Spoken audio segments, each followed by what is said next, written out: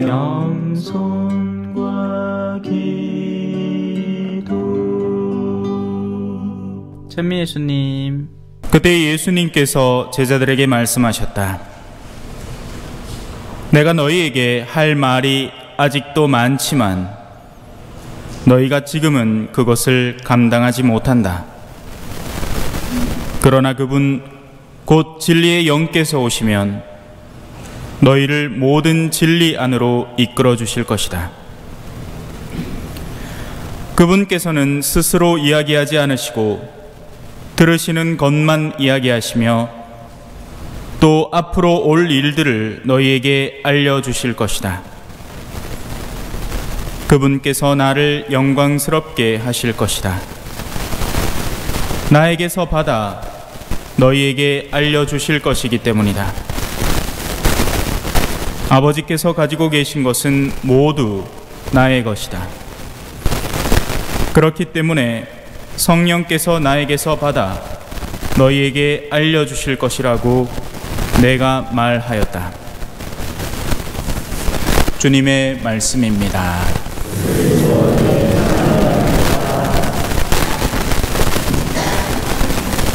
찬미 예수님, 한 주간 잘 보내셨습니까? 저도 잘 다녀왔습니다.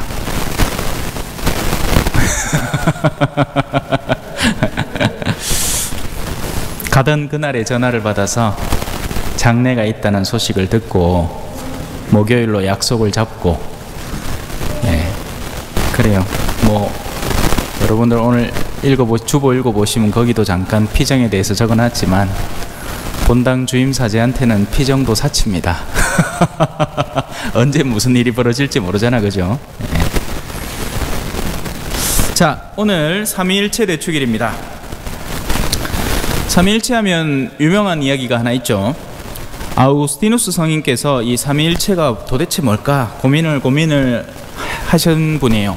당대 최고의 철학자이셨죠. 우리 신학교에 들어가면 일단 신학을 배우기 전에 철학이라는 걸 배웁니다. 철학이라는 건 딴 게 아니라 뭐 여러분들이 잘 아는 거예요. 논리학입니다. 뭐 논리학과 여러 사고를 체계적으로 할 수 있는, A는 B다, B는 C다, 그래서 A는 C다, 그 밖에 수많은 논리적인 오류들, 성급한 일반화의 오류라든지 이런 철학적인 배경을 밑에 깔고 그 위에 신학을 깔아야 합니다. 그래야지 쓸데없는 생각에 빠져들지 않을 수 있는 거예요. 엉뚱한 이단 사상이라든지 그런 것들이 끊임없이 내면적으로 공격해 들어오기 때문이죠. 아우구스티누스 성인께서는 다른 표현으로 아우스딩 같은 말이에요. 아우스딩 성인, 우리 비슷한 말인데 막 다르게 부르는 거 있죠. 프란치스코, 방지거. 완전히 딴소리 같은데 둘 다 똑같은 이름이에요. 자, 여튼 아우스팅 성인께서는 삼위일체를 어떻게든지 우리의 이 이해의 가능성 안으로 넣어 보시려고 노력을 하신 거예요. 그러면서 바닷가를 이렇게 거닐고 있는데 한 꼬마아이가 이상한 행동을 하는 겁니다. 한 저 정도 됐겠죠. 저 뒤에 꼬마들, 철딱선이 없는 꼬마가 바다로 쪼르륵 달려가지고는 자기 쪼매난 양동이에다가 물을 혹 타가지고 쪼르륵 달려서 자기가 파놓은 구멍에다 쪼르륵 붓는 거예요. 그리고는 또 쪼르륵 달려가서 바닷물을 떠와가지고 쪼르륵 와서 자기가 파놓은 구덩이에 혹 붓습니다. 보니 신기하잖아요. 야야, 니 뭐하노? 했더니 저야, 저 바닷물 여기 다 담을 거예요. 아우구스티누스 성인 보니 웃기겠죠. 기도 안 차잖아요. 얘야, 그게 가능하니? 근데 왜 아저씨는 삼위일체를 이해하려고 해요? 라는 이야기가 있죠. 하느님이 우리 머릿속에 담기는 순간부터 더 이상 하느님이 아닌 겁니다. 마치 우리 집 강아지가 나를 이해하겠다고 내 행동을 어떻게든지 파악해 보려고, 그죠? 아침에 왜 일어나서 뭐 이상한 체조는 하는지, 왜 뭐 그냥 먹을 거 있으면 그냥 잡아다가 입으로 바로 씹어 먹지, 뭐 이상한 걸 들고는 그걸 갖고 썰어다가 뭐 이상하게 해가 먹는지 지가 어찌 알겠어요, 그죠? 마찬가지 일이 벌어지는 겁니다. 삼위일체는 머리로 이해하는 게 아니에요. 삼위일체는 살아내야 하는 겁니다. 자, 삼위일체는 무엇을 다루고 있느냐? 다른 세 분이 한 분 하느님이시다라는 게 핵심이잖아요. 그죠? 보다 전문적인 용어로 위격, 영어로 person, 페르소나라고 하는 세 가지 위격, 성부, 성자, 성령, 성부와 성자와 성령의 이름으로 우리가 항상 바치는 그 성호경 속에 녹아들어 있는 그 성부, 성자, 성령이라는 분, 창조를 하신 분, 구원을 하신 분, 우리에게 다가오셔서 진리를 일깨워주고 우리를 위로해 주시는 분이 한 분 하느님이시다라는 이야기예요. 이게 그 삼위일체를 가장 단순하고 명료하게 풀어놓은 말이 뿐입니다. 하지만 이건 그냥 같은 말을 반복한 것밖에 안 돼요. 삼위일체 안에 이미 한자어로 그 말이 그대로 들어있거든요. 네. 세 분, 위격은 세 분이시지만 본체로서 한 하느님이신 분, 그게 삼위일체라는 말입니다. 그러니 아무것도 이해 못한 거예요. 사실 우리는 어떻게 이해할 수 있느냐? 사랑해 보셨죠? 때로는 당신 생각에 잠 못 이룬 적도 있었지. 여 간드러지게 불러야 돼. 사랑 사랑 누가 말했나. 사랑하는 사람을 진짜 사랑을 하게 되면요, 나는 돈가스 좋아하는데 가가 오늘 회 먹자해. 그러면 회무로 가는 거예요. 맞죠? 내가 뭘 좋아하고 내가 뭘 욕구하고가 아무 상관이 없는 겁니다. 성부, 성자, 성령께서는 이렇게 한 분 성부로 인해서 온전히 그 내면이 일치되어 있는 겁니다. 하지만 역할과 행동은 달라질 수밖에 없죠. 그러나 목적지는 뚜렷한 거예요. 하나의 목적밖에 없습니다. 성부 당신께서 원하시는 것, 그것을 성자는 성자의 입장대로 온전히 이루는 것이고 성령은 성령의 입장대로 온전히 이루는 겁니다. 왜? 사랑하니까. 더할 나위 없이 서로를 사랑하니까 그분이 나를 통해서 무엇을 원하시는지를 가장 적극적으로 이루려는 상태로 살아가는 거죠. 그래서 삼위일체는 사랑이라는 거예요. 사랑을 진정으로 해본 사람, 어설프게 말고 진짜 사랑을 해본 사람이면 삼위일체를 이해하는 것은 어렵지 않습니다. 왜냐하면 그가 바라는 것이 곧 내가 바라는 것이기 때문이죠.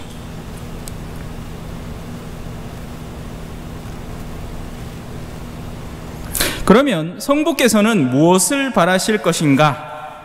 이 삼위일체라는 이 위에 계신 세 분이 도대체 나랑 무슨 상관인가가 중요해지지 않겠습니까? 그렇습니다. 상관이 있을 수도 있고요, 상관이 없을 수도 있습니다. 왜? 자, 일단 상관이 없는 케이스부터 살펴볼까요? 저마다의 욕구가 너무나 뚜렷해지기 때문입니다. 인간 안에 내재되어 있는 자유라는 것은 하느님과 맞설 수 있는 새로운 욕구를 불러일으킬 수 있다는 것이죠. 그리고 이것이야말로 진정한 우상화가 되는 겁니다. 나는 돈 벌어서 성공해야 돼. 나는 유명한 사람이 되어야 돼. 내가 욕구하고 추구하는 것이 가장 우선적으로 이루어져야 해 라고 하면서 이 성부 삼위일체이신 세상을 창조하신 분의 뜻과 맞서는 만큼의 자신의 욕구를 만들어낼 수 있는 것, 그것이 바로 인간의 자유의지이기 때문입니다. 그것이 죄가 되는 거예요. 죄라고 해서 뭐 미사를 나왔나 안 나왔나 이게 죄가 되는 게 아니에요. 삼위일체의 뜻 안에서 미사를 안 나올 가능성도 있습니다. 아침에 일어났는데 허리가 끊어질 듯이 아파. 에? 미칠 것 같아. 근데 그 몸을 끼역끼역이 끌고 어르신들 그 끄시고 다니는 그 밀차 있잖아요, 그죠? 실버카가 뭐가 그거 끌도 하면서 성당 나와야 되나? 하느님께서는 그걸 원치 않으십니다. 그 정도 되마 야야 나는 너를 너무나 사랑하기 때문에 나는 네가 집에서 쉬어줬으면 좋겠어. 하지만 자신의 욕구가 너무나 강렬하다면 그런 상태로도 성당을 억지로 나오는 거죠. 이해가 되시나요? 하느님께서 무엇을 원하시는지를 가장 우선적으로 알고 실행해야 어떻게 된다? 우리는 삼위일체의 같은 하나의 또 하나의 위격으로서 참여하게 되는 겁니다. 어떻게요? 지난주에 우리는 성령 강림 대축일을 지냈지 않습니까? 그 성령은 어디로 오셨어요? 누구한테 오셨습니까? 뭐 성전에 내려가지고 건물 벽에 벽돌 하나하나에 들어갔나? 아니에요. 성령은 오직 한 곳, 영으로서 들어오실 수 있기 때문에 우리에게 오시는 겁니다. 우리가 성전이 되는 거죠. 성령을 받아들인 궁전이 되는 겁니다. 하지만 수많은 사람들은 여전히 그 성령을 못 받아들였어요. 관심도 없죠. 성령께서 나를 통해서 무엇을 원하시는지, 무엇을 바라시는지 그 이전에 내가 원하고 욕구하는 게 너무나 강렬하단 말입니다. 그러니 끝까지 저항하고 있을 뿐인 거예요. 신앙생활의 연도수가 길어진다고 해서 성령을 더 잘 받아들이는 게 아니란 말입니다. 특정 복장을 하고 있다고, 사제복을 입고 있다고 해서 성령이 더 잘 스며들게 되는 게 아니란 말이에요. 그가 어떤 내면을 갖추고 성령께서 어떤 방향으로 나를 이끌지에 깨어있을 때 비로소 우리는 성령을 이해하게 되고 성령의 인도를 받아 살아가게 되는 겁니다. 그렇다면 자, 이제 얼마 안 남았으니까 조금만 더 참으세요. 성령은 어떤 분이시고 우리를 어디로 이끄시는가? 오늘 일독서에 아주 잘 읽어줬어, 가은아. 예. 마치 성령이 이 낭창하게 읽듯이 깜찍하게 잘 읽었습니다. 왜냐하면 그렇게 읽어야 되기 때문에요. 성령은 항상 마음의 기쁨이 넘쳐 흐르고 하느님 앞에서 당신의 사명을 수행하는 것을 낙으로 삼기 때문에 그 성령께서 우리에게 전하는 편지글과도 같은 겁니다. 읽어보면 별거 없어요. 뭐? 나는 세상 만물이 생겨나기 이전부터 이미 선존해 왔다라고 이야기를 합니다. 세상의 질서들이 생겨나기 이전부터 그 질서의 본질적인 형태로 존재해 왔던 겁니다. 뭐 이렇게 얘기하는 게 어렵죠. 간단하게 얘기할게요. 제가 여기 물을 쏟으면 그 물이 어떻게 되겠습니까? 자연의 이치대로라면, 자연 안에 내재되어 있는 물의 질서대로라면 제가 공중에 물을 이렇게 흩뿌리면 그 물이 어떻게 되겠습니까? 1차적으로는 액체 형태로 밑으로 내려가겠죠. 만약에 여기가 한겨울이고 영하의 기온이고 그리고 밖이라면, 실내가 아니고 외부라면 이 물은 그때부터 고체로 변하기 시작할 겁니다. 그리고 그 가운데 쪼여지는 빛과 에너지에 의해서 일부는 증발해서 기화하겠죠. 이게 자연이 물이라는 것에 부과한 질서란 말입니다. 물은 옛날에 책 그런 거 있었잖아요. 물은 답을 알고 있다. 우리의 내면도, 우리의 영혼도 답을 알고 있는 겁니다. 어디로 가야 하는지, 무엇이 맞는 길인지, 어떤 것이 바람직한 여정인지. 그래서 우리의 내면에는 무엇이 깃들어 있을까요? 양심이라는 게 깃들어 있어요. 내가 거짓말을 하면 그걸 느끼게 되고, 내가 그릇된 사고를 하고 그릇된 의도를 가지면 사실 양심은 나를 이미 그때부터 때리고 있단 말입니다. 사람들로부터 아무리 칭송을 받고 찬송을 받아봐야 하느님께서 나의 본질을 알고 계신 동안에는 나는 도망칠 데가 없단 말입니다. 우리의 영혼 속에 물의 질서처럼 영혼의 질서가 존재하기 때문이죠. 그런데 이 가운데 더 황당한 부분은, 여기 이제 하나만 더 짚고 넘어갈게요. 물이 그분의 명령을 어기지 않도록 바다에 경계를 두실 때 하느님은 모든 걸 좋다 하시는 분이 아니었어요. 당신의 손길이 닿은 것을 좋다 하신 분이죠. 그리고 제가 인간의 자유의지에 대해서 설명했지 않습니까? 인간은 하느님이 만드신 좋은 것을 파괴적으로 만들 수도 있는 유일한 존재입니다. 그러면 그때부터 그것은 보신이 좋은 게 아니라 보신이 나쁜 것이 되는 것이고, 그 나쁨은 혼동을 일으킵니다. 불완전성을 일으켜요. 그러면 그 불완전성이 이 질서 잡힌 영역을 해치지 않도록 하느님은 경계까지 마련하시는 분이십니다. 울타리를 치신다고요. 잘 못 따라오시는 것 같은데. 내 혼자 진도 막 나가는 것 같은데, 뭘 듣고 계시긴 하겠죠. 예. 자, 어디까지 가는지 한번 봅시다. 이독서입니다. 그뿐만이 아니라 우리는 환난도 자랑으로 여깁니다. 성령께서는 우리를 이끌어 가셔서 우리가 겪는 괴로움까지 긍정적인 것으로 수용하고 껴안을 수 있도록 만들어 주시는 거예요. 성령이 예수님을 어디로 이끌어 가셨죠? 십자가로 이끌고 가셨죠. 성령의 여정은 단순히 우리를 좋고 아름답고 세상 안에서 빛나는 곳 영역으로만 이끌고 가는 게 아니라, 적지 않은 경우에, 사실은 더 많은 경우에 우리를 십자가를 향해서 이끌어 간단 말입니다. 그게 하느님께서 이 지상의 그리스도인들, 신앙인들, 삼위일체의 신앙을 자기가 품고 살겠다고 약속한 사람들에게 이끌고 가려고 하는 여정이고 길이란 말이에요. 왜? 우리는 세상 사람처럼 편하게 살면 안 되나? 안 됩니다. 왜요? 우리는 신앙인이기 때문이죠.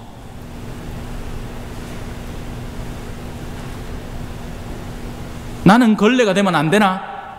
될 수 있지만, 하지만 우리가 신앙인이라면 그 걸레의 더러움을 세척해내는 세제의 역할을 해야 한다는 겁니다. 그게 신앙인의 본질이란 말이에요. 누군가는 세상을 더럽힌다면 다른 누군가는 그 세상을 정화하기도 해야죠. 그게 신앙인이라고요. 그래서 하늘나라에는 더러움이 끼어들 여지가 없는 겁니다. 그 어떤 영적 오류도 거기에는 존재하지 않는 거예요. 왜? 전부 다 청소하려는 사람들만 모아놨으니까.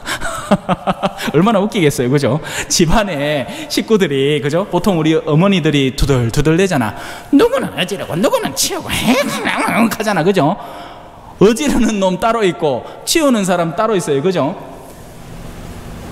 근데 하늘나라에는 전부 다 걸레 들고 다니는 게 어디 어지러움 없습니까? 내가 그거 치울 수 있는데. 얼마나 황당하겠어요, 그죠? 그래서 이 사명에 동참할 때 우리는 삼위일체의 신앙에 동참하는 겁니다. 그러지 않고, 아이고 내 뭐 할 수 있는 거 있다고 해. 그 전에 그냥 미사나 안 빠지고 나오면 되지요. 내가 뭐 남을 어떻게 또 초대하노? 아이고 내 그냥 내 혼자 성당 열심히 댕기다가 하늘나라 갈라고. 예, 못 갈 수도 있습니다. 그런 개인적이고 자기 집중적인 사고 안에서는 신앙의 짠맛이 존재하지 않기 때문입니다.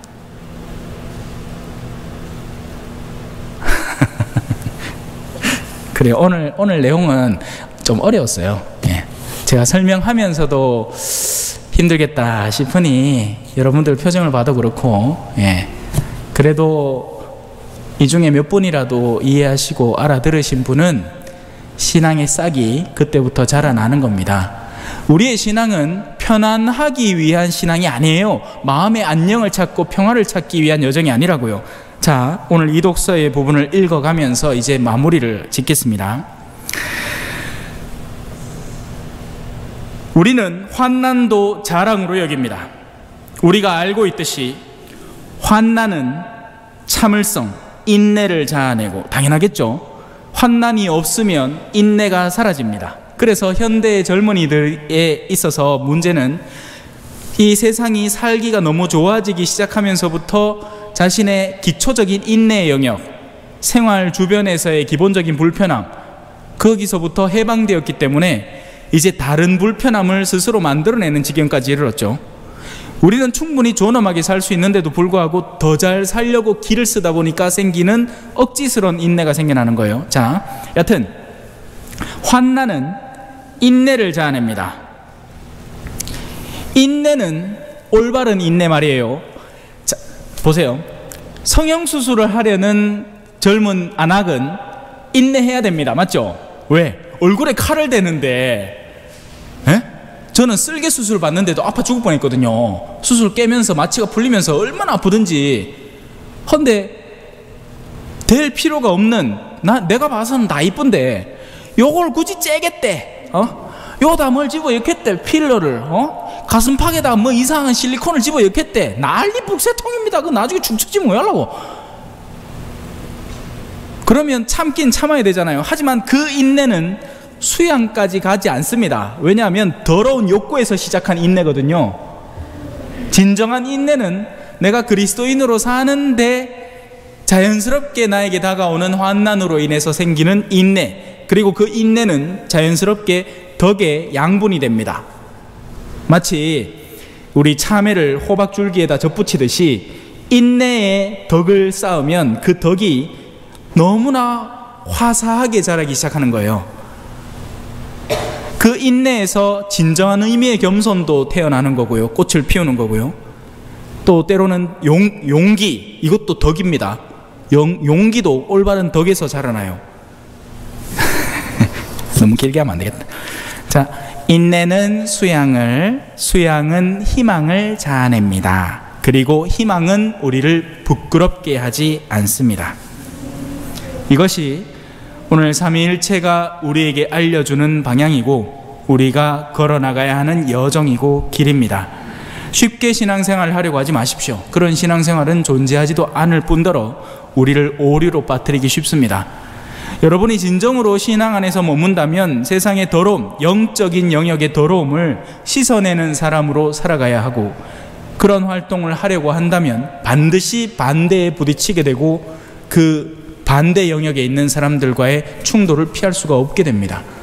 그럼에도 우리는 인내할 줄을 알아야 하고, 그리고 그 인내 안에서 수양과 최종적으로 희망, 싹트는 희망 속에서 기뻐할 줄도 알아야 됩니다. 크리스마스에 나한테 선물 준다 했지만 나는 그 희망, 크리스마스에 선물 받은 희망으로 미리 기뻐할 수 있잖아요. 그죠? 그래서 여러분에게는 이렇게 최종적으로 선포가 되는 겁니다. 하늘나라가 가까이 왔습니다. 아멘. 찬미 예수님, 겸손과 기도.